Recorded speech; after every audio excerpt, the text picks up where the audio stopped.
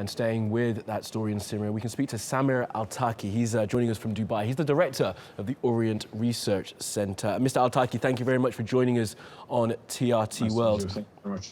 Now, as the news comes out that it does seem as if the regime have taken all of eastern Aleppo, where would you say the turning point came? I think now the turning point is the fact that practically the regime didn't prove to be able to settle itself and to grasp the ground it is acquiring.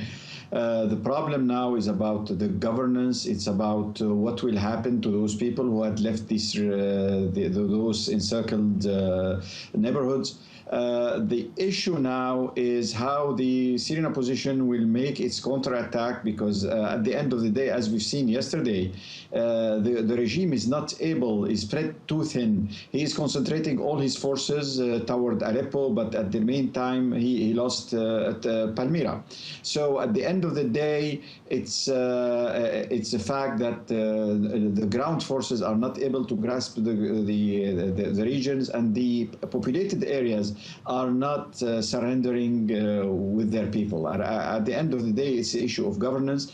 I think the next battle will be shifting toward Idlib, and there will be a preparation also for a counterattack from the Syrian opposition, in spite of the complete suffocation that is experienced by the huge American and Russian pressure to prevent any real supply to the Syrian opposition, just to preserve its position. Mr. Altaqi, you talk of governance, but how on earth is that meant to take place when we hear all of these stories coming out of that rebel-held enclave in eastern Aleppo, with hundreds of thousands of civilians there refusing to surrender and fighters seemingly wanting to fight to the death? How can you try and wrest control back of a region like that that's been against the government for so long? Exactly what I'm saying.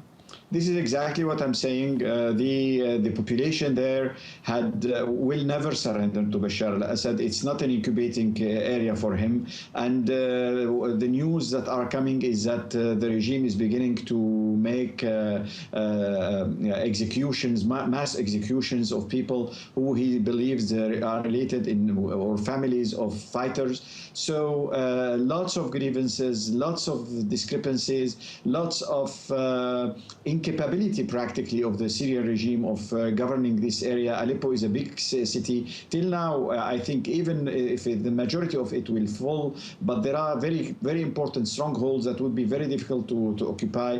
But at the end of the day, the Russians, profiting from the fact that the international community just turning its back to what Russia is committing as crimes, practically we are witnessing now a suffocation of 150,000 civilians in Aleppo that are still in this small area that is encircled by the Syrian regime, which is about 10,000 kilometers. So it's really a new episode of they are proud to say it is a new Grozny, the Russians. But let's look what they had done with their own town, and the whole humanity, the whole international community is just allowing these huge forces of the Iranians, of the Syrian regime, and of the Russians to be unleashed in such a savage way.